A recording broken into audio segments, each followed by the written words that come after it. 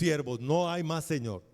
Solo Jesús, el Hijo de Dios, es el Señor. Él es la autoridad, Él es el que gobierna, Él es el que manda. Él es el que controla todo. Pero la iglesia también tiene un solo mecanismo por el cual el Señor Jesús la controla, la administra. Jesús es el autor y consumador de la fe de la iglesia. Se habla mucho de la fe, ¿verdad? Los seres humanos normalmente hablamos de cosas que no sabemos. Pues la fe es uno de los temas que la gente habla mucho, pero no como Dios lo dice en la Biblia, sino sacado de ella.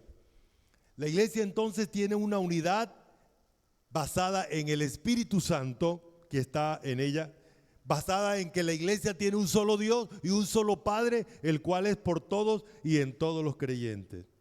Esa es la unidad que veíamos el domingo pasado. Cada creyente entonces tiene obligaciones de andar. La palabra andar entonces en la Biblia se refiere a mi conducta. Yo debo conducirme dentro de esa estructura llamada iglesia. Yo no puedo llegar a la iglesia y a venir a desbaratarle lo que el Señor construyó, está controlando. Y si lo hago, igual voy a tener que estrellarme contra Él. Entonces, la iglesia está compuesta por creyentes y los creyentes tenemos obligaciones. La obligación de andar conforme a esa dignidad, la obligación de pensar con humildad, la obligación de ser manso. Si en la iglesia hay un Señor, si hay alguien que la conduce, mi tarea es, hombre, ser dócil a la conducción que Él está ejecutando en mí. Bueno, ahí vamos con varios elementos. Cada creyente entonces es responsable de cuidar esa unidad que la iglesia tiene en sí. Miremos el número 1. Primero, la primera obligación es andar como es digno de la vocación con que fuiste llamado. Aquí hay varias palabritas. Ahí está el versículo. Yo pues preso en el Señor os ruego que andéis como es digno de la vocación con que fuisteis llamados. Voy a hacer un pequeño comentario de esta expresión ruego. El Señor le dio la autoridad a Pablo, porque Pablo es un apóstol y los apóstoles tuvieron una autoridad especial. Esa autoridad porque el Señor la ordena. No existe una autoridad verdadera si no ha sido delegada por la autoridad máxima, que es Dios. ¿Sí estamos? El Señor Jesús le dice a Pilato, ninguna autoridad tendría sobre mí si no te hubiese dado de arriba. Y en Romanos capítulo 13 dice que toda autoridad viene de parte de Dios. Las autoridades verdaderas es Dios mismo el que las genera. Por ejemplo, hay autoridades civiles, hay autoridades administrativas y esas las ha delegado Dios. Son delegatarias de Dios. Están ahí para cumplir una función. Y dice que quien resiste a esa autoridad realmente está resistiendo al que las generó, que es Dios. Ahora, el apóstol Pablo, siendo apóstol a quien Dios le dio la autoridad de ser apóstol, él no saca pecho para decir, a mí yo ordeno que ustedes hagan eso. Él ruega. Y ese ruego indica que nosotros tenemos que pensar, porque no están apelando a el ejercicio de la autoridad, sino que están apelando a mi capacidad para reflexionar sobre algo. Primero me dice que hay una estructura llamada iglesia que está diseñada. Ahora, para yo poder actuar dentro de esa estructura, lo primero que tengo que hacer es pellizcarme, reaccionar, reflexionar y entender cómo son las cosas. Y es a eso que se está apelando. Yo ruego que andéis.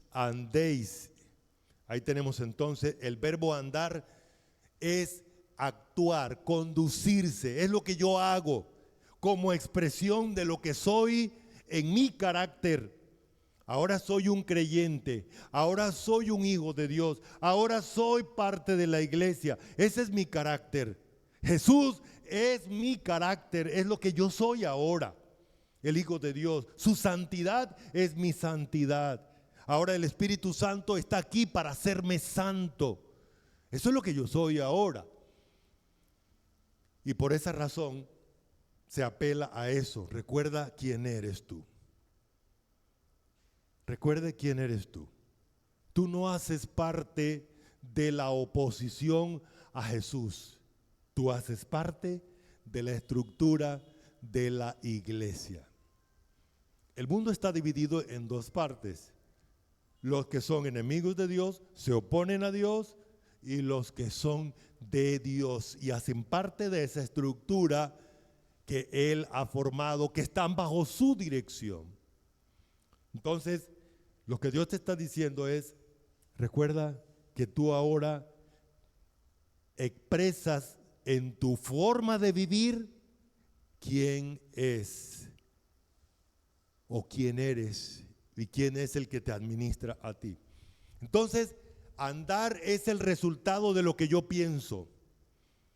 Lo que yo continuamente estoy pensando lo voy a expresar en mis actos, en mi forma de hablar, en mi forma de vestir, en mi forma de ser.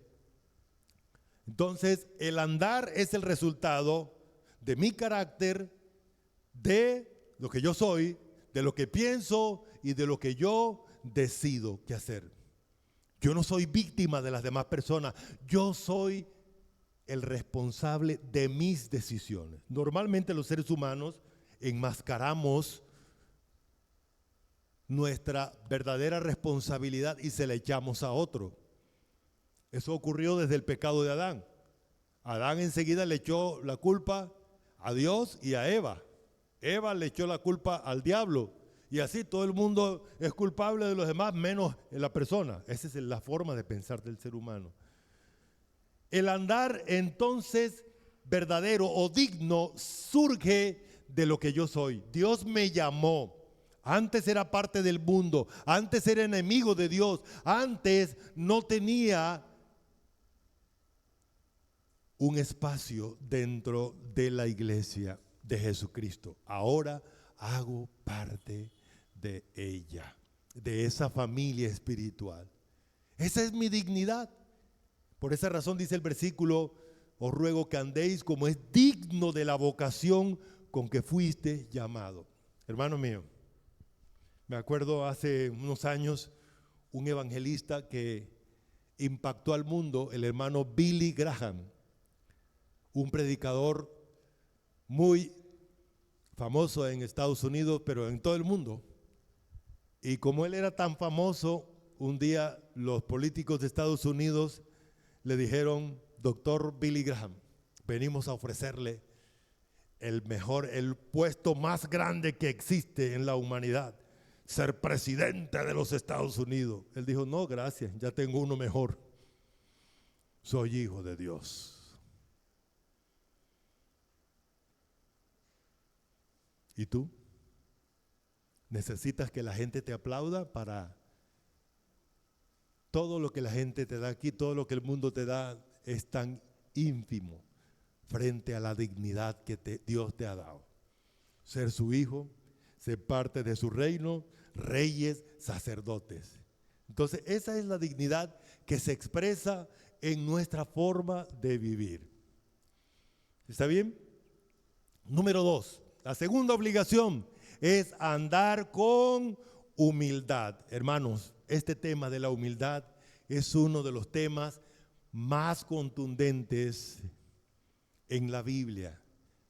Fue el orgullo el que llevó al ángel más hermoso, más poderoso, a convertirse, después de ser lo más hermoso, a convertirse en lo más horrible.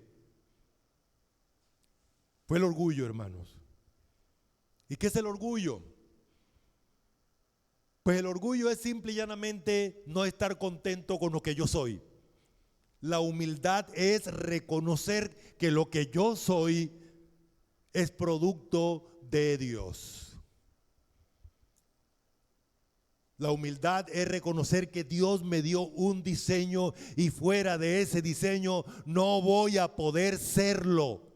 Miren lo que está pasando hoy en el mundo. Qué bueno que los científicos hoy han alzado su voz.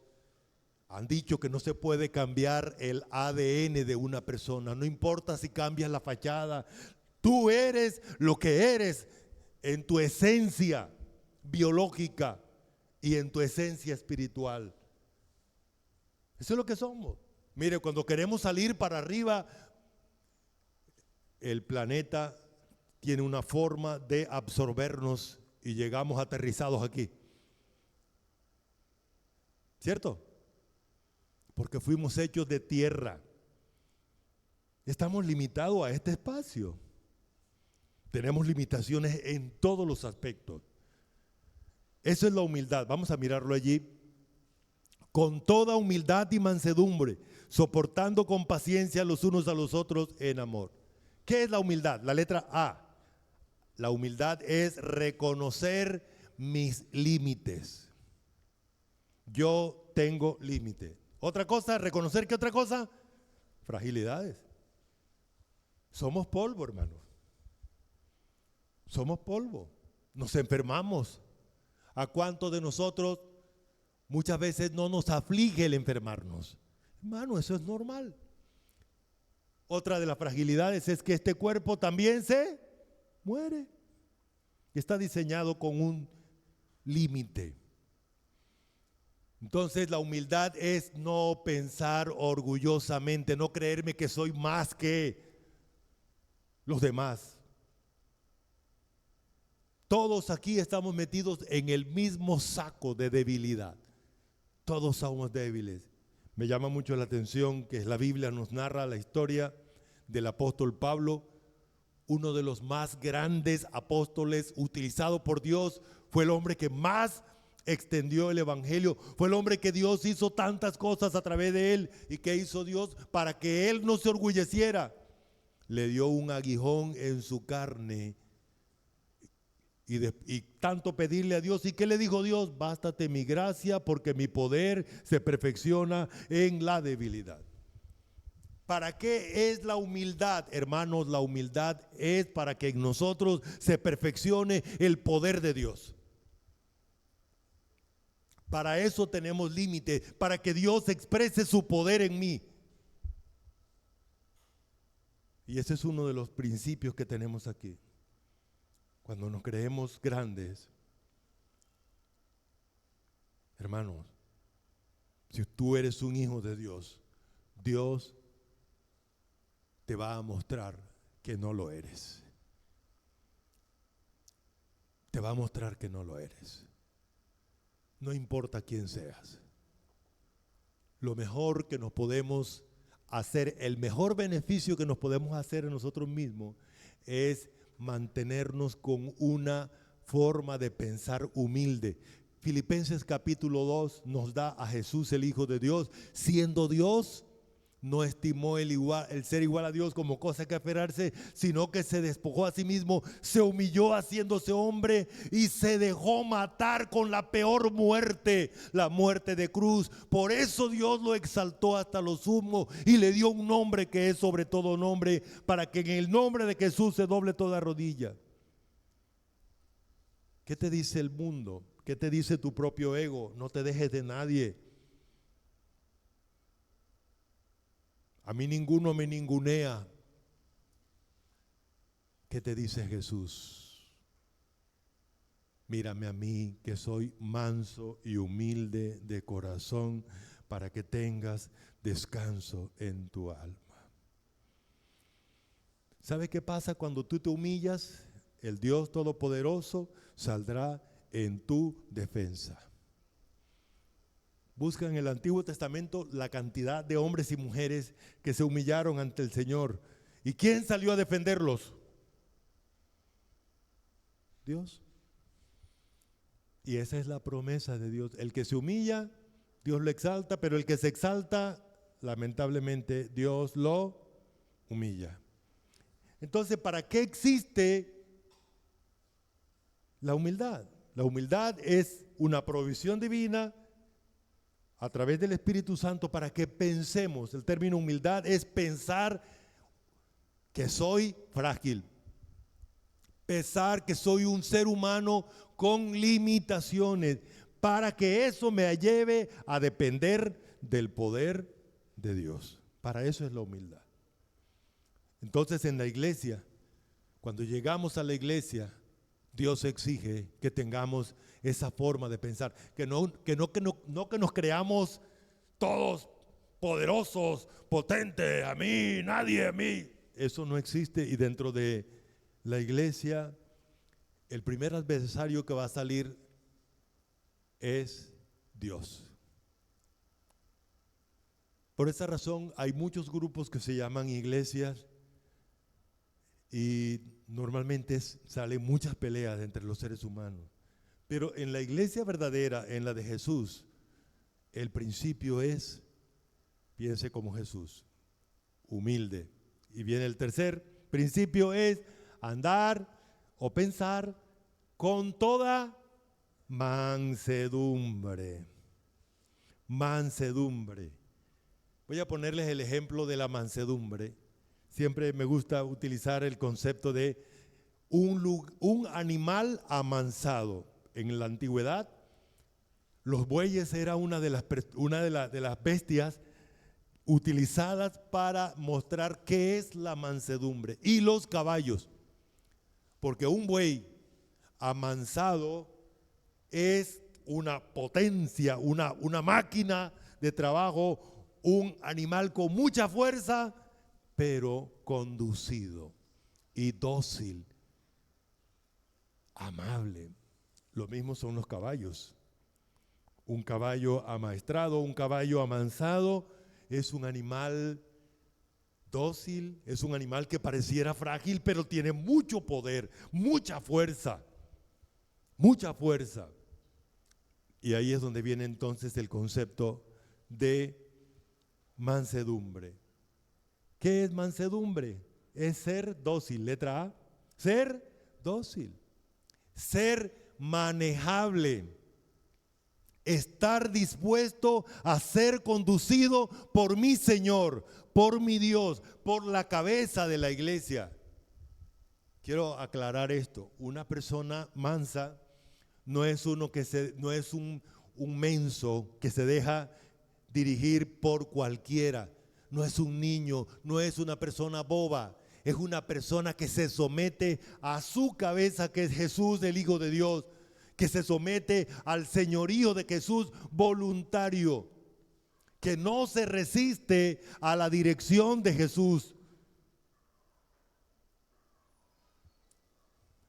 Una persona mansa es alguien amable, trata a las demás personas de manera amable, con un trato respetuoso hacia las demás personas, con un trato suave.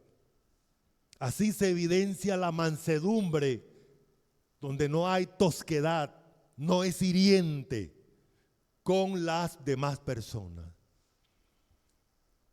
Es amigable y es apacible, es fácil para las relaciones interpersonales.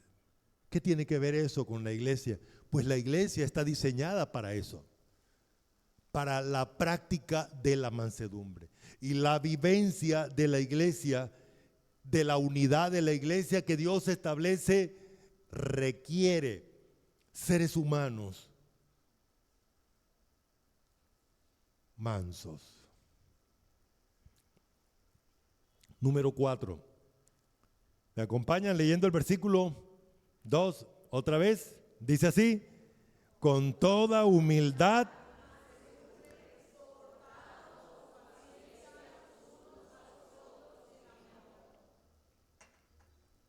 Interesante esto.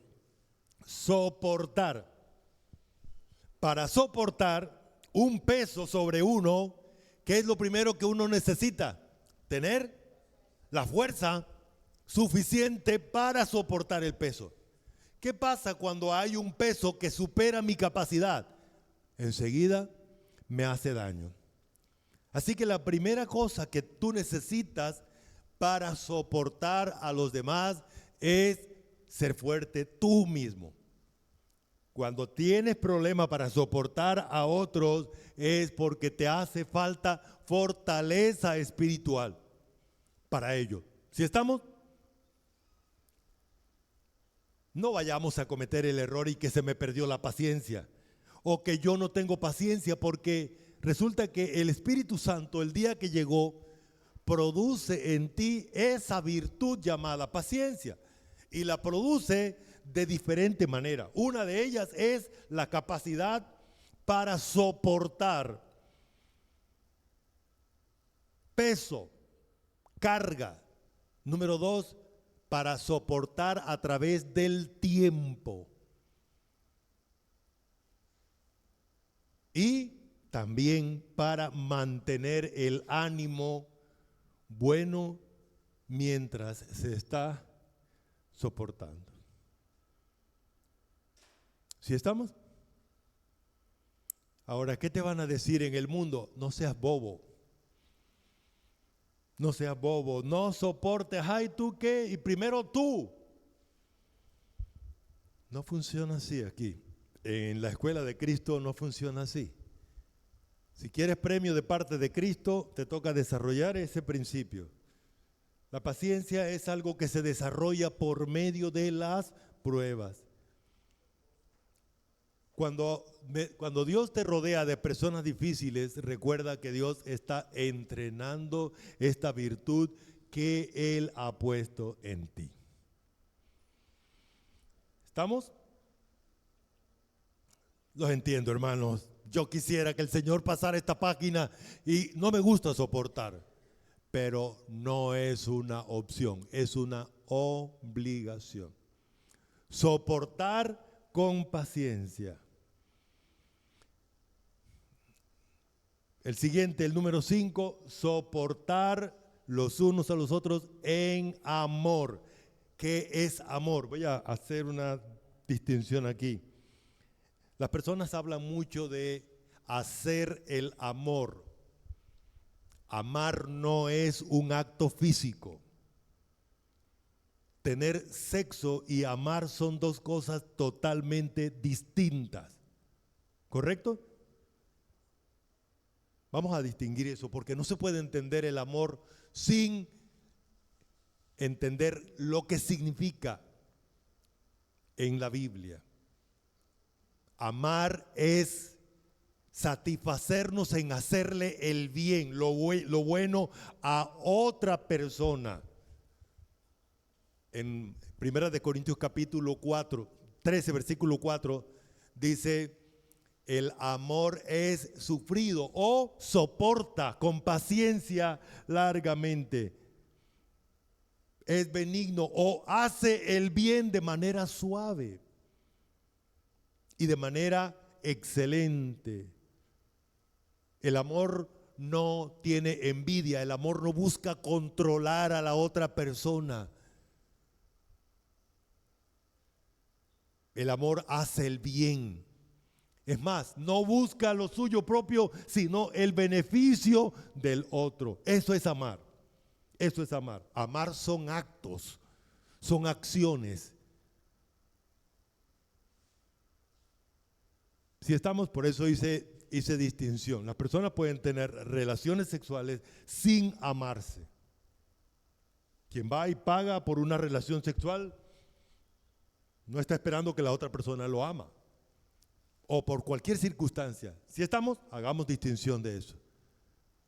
Y Dios nos manda a nosotros en la iglesia a amarnos para poder estar juntos como iglesia y mantenernos en la unidad que Dios está controlando, que Dios está dirigiendo, se necesita acciones verdaderas de amor.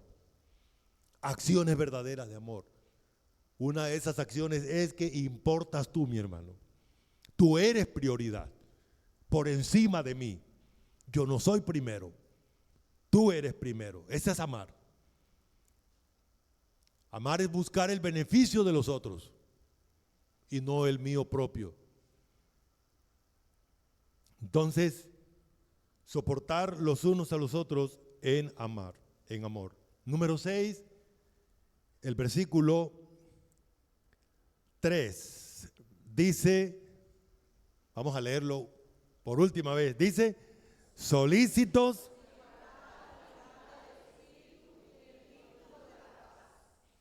Muy bien. ¿Qué significa esto? Guardar la unidad. La palabra guardar tiene que ver con que esa unidad que el Señor lleva en su iglesia, dirige en su iglesia, yo debo mantenerme. Es como cuando estamos conduciendo en la noche. Cuando estamos conduciendo en la noche y en un aguacero hay una sola cosa que nos muestra el camino. ¿Cuál es? Las líneas que sobresalen. En medio de la oscuridad, en medio del aguacero, uno alcanza a ver esas líneas en el centro y en la orilla de la carretera. ¿Y qué hace uno para conducir? No perder ni un segundo esas líneas de mi vista. Tú llegaste aquí para ver a Dios el Padre, a Dios el Hijo, a Dios el Espíritu Santo actuando en concordancia, en comunión, en unidad dentro de la iglesia. Y lo que Dios te está diciendo es esto: guarda ese principio que Dios ha demarcado. ¿Cuál es el principio? Unidad. La iglesia es una sola. La iglesia es un cuerpo. La iglesia es una familia. La iglesia es columna y baluarte de la verdad. Entonces tú llegas, ingresas a la iglesia el día que creíste y lo primero que tienes que mirar es, aquí hay un principio universal establecido por Dios. ¿Cuál es ese principio? Unidad.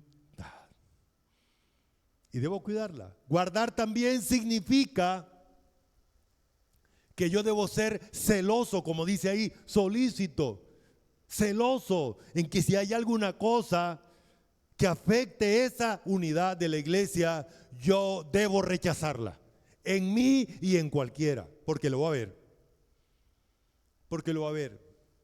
De vez en cuando vamos a ver que la humanidad de nosotros aparece para contrarrestar la divinidad que Dios tiene en su iglesia.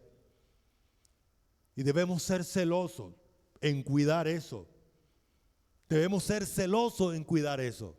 No permitir que haya elementos que afecten la unidad diseñada por Dios. Dice la unidad del Espíritu. El Espíritu Santo es el encargado de establecer esa unidad. Y por último, guardar el vínculo de la paz.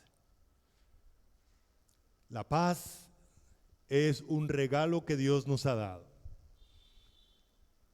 Jesús es nuestra paz. El Señor Jesús dice allá en San Juan: mi paz os dejo, mi paz os doy, yo no la doy como el mundo la da. ¿Cómo funciona la paz de Dios? Romanos capítulo 5, versículo 1 dice: justificados pues por la fe, tenemos paz para con Dios. Y Romanos capítulo 13 dice que debemos andar dentro de esa unidad o de esa paz que el Señor nos ha dado. ¿Qué significa eso? La paz entonces indica que ya Dios me hizo completo, que ya Dios estableció la relación con Él. El pecado dañó la relación que el hombre tenía con Dios. Y Jesús vino a quitar el pecado. Porque el pecado es el elemento que obstruye la relación con Dios. La paz, la unidad. Entonces Él vino a establecer esa unidad con Dios y entre nosotros. ¿Cómo debemos vivir esa paz? No debemos juzgarnos los unos a los otros, debemos recibirnos, así como Jesús te recibió a ti, como el Padre te recibió a ti, como el Espíritu Santo te recibió a ti. Y debemos desarrollar entre nosotros relaciones fuertes, que un creyente entienda que está aquí para apoyar, para animar, para cuidar al otro creyente, no para hacerle daño. Concluimos entonces, la conducta digna que Dios exige en el versículo 1, exige que pensemos con humildad y con mansedumbre. El soportar con paciencia exige humildad. ¿Qué es lo que no quiere que no hace que yo soporte al otro hermano? Mi orgullo. Mi ego entonces me hace ver que primero soy yo que el otro. Entonces soportar con paciencia exige humildad, exige mansedumbre. La expresión del amor genuino se hace con humildad y con mansedumbre. La unidad del Espíritu exige pensar con mansedumbre y humildad. Recuerda, hermanos, el vínculo de la paz nos amarra. La palabra vínculo significa que estamos amarrados, estamos cercados por ese elemento llamado la paz de Dios, para que la disfrutemos en relaciones verdaderas, sólidas, en relaciones donde la persona importa de verdad. En el mundo las personas no valen. Vale lo que la persona puede dar en el cuerpo de Cristo, en la doctrina de Cristo, en la iglesia. Las personas valen y valen mucho. Tanto que Jesús, el Hijo de Dios, dio su vida por nosotros. Amado Dios, gracias por regalarnos tu palabra. Gracias por enseñárnosla a través de tu Espíritu Santo. Y gracias porque convences a quienes no han creído de pecado, de justicia y de juicio. Gracias, Señor, porque es la obra tuya la que nos hace parte de este maravilloso cuerpo. Pero también eres tú quien nos sostiene.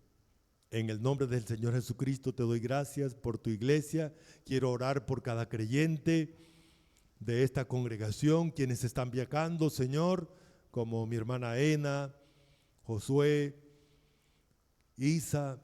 Señor, guárdales, otros hermanos afectados en su salud, restáurales y que tu gracia bendita siga obrando en cada uno de tus hijos. En Cristo, amén.